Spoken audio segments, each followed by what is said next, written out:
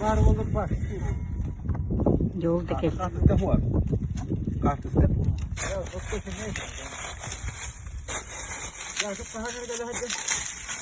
Gören bana. Yok değil. Kartı.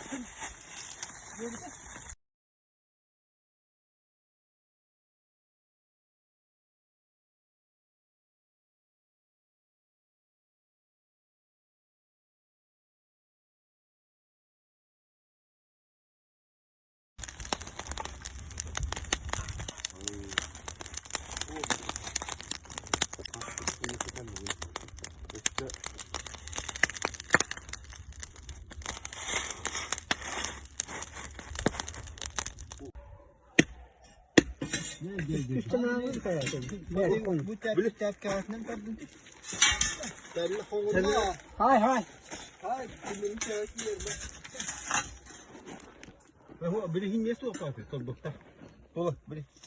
O da bir yerin kendisi.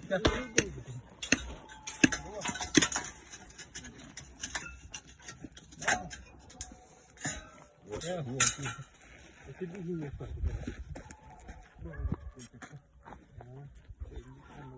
Hanımefendiler. Aa ben bu soğuğun yok.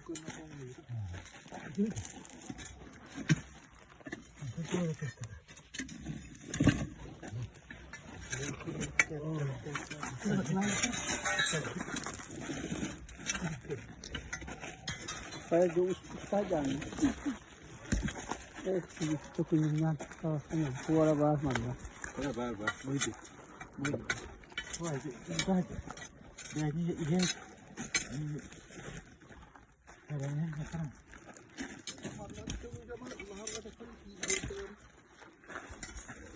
Bu kadar bakalım.